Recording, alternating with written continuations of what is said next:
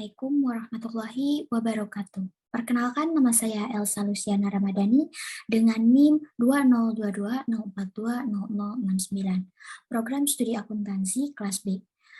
Di sini saya akan menjelaskan tentang hubungan Islam dan Pancasila, yang mana ini merupakan salah satu tugas dari mata kuliah kewarganegaraan yang diberikan oleh Bapak Dr. Hasijubah.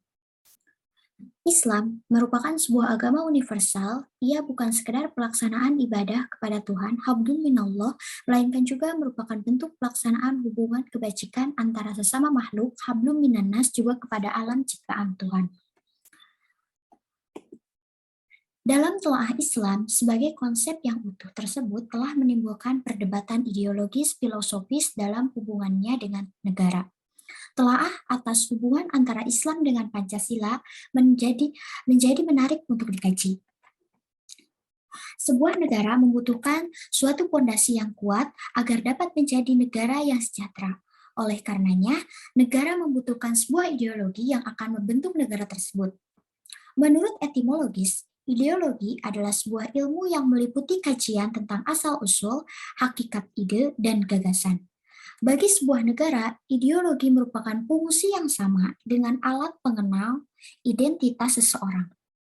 Bagi ideologi akan menjadi suatu ciri khas yang menjadi dasar dari suatu negara. Selain itu, ideologi memiliki fungsi lain, yaitu fungsi kognitif, yang berarti bahwa ideologi dapat menjadi landasan bagi suatu bangsa dalam memandang dunia. Dan fungsi lainnya adalah fungsi orientasi dasar, yang artinya ideologi tersebut memberikan wawasan, makna, dan tujuan bagi rakyatnya. Peran ideologi yang lain adalah sebagai pemersatu bangsa yang memiliki budaya dan adat yang berbeda agar masyarakatnya dapat membentuk suatu kehidupan berbangsa dan bernegara yang baik. Ideologi memiliki peran yang sangat penting pada setiap bangsa sebagai petunjuk untuk mencapai tujuan masing-masing. Peran lainnya adalah sebagai penjaga kesejahteraan yang ada di negara tersebut agar tercipta ketentraman dan menghindari adanya konflik sosial. Selain itu, ideologi juga berperan sebagai pemersatu bangsa dari suatu negara yang pastinya punya keberagaman suatu bangsa dan budaya.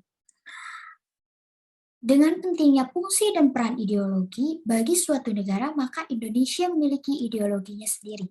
Ideologi yang menjadi identitas bangsa Indonesia terdapat pada Pancasila.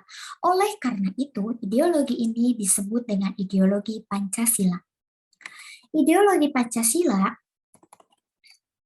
dirumuskan oleh Panitia 9 dan berasal dari usulan Insinyur Soekarno pada tanggal 1 Juni 1945. Pancasila memiliki kedudukan yang tinggi pada negara Indonesia. Indonesia juga memiliki memiliki Pancasila, yang mana kedudukannya yaitu Pancasila sebagai jiwa bangsa Indonesia, sebagai kepribadian bangsa Indonesia, sebagai pandangan hidup bangsa Indonesia, menjadi dasar negara, sebagai sumber dari segala sumber hukum yang ada di Indonesia, dan sebagai cita-cita bangsa Indonesia. Pancasila sejatinya adalah fokus yang dijadikan acuan oleh bangsa Indonesia dalam kehidupan berbangsa dan bernegara. Pancasila memiliki nilai-nilai yang penting untuk diterapkan pada kehidupan sehari-hari negara Indonesia. Nilai-nilai itu adalah nilai ketuhanan, nilai kemanusiaan, nilai persatuan, nilai kerakyatan, dan nilai keadilan. Nilai ketuhanan dapat diimplementasikan dengan menghargai setiap umat beragama di Indonesia. Pancasila adalah dasar negara yang mempersatukan bangsa, yang mengarahkan bangsa dalam mencapai tujuan.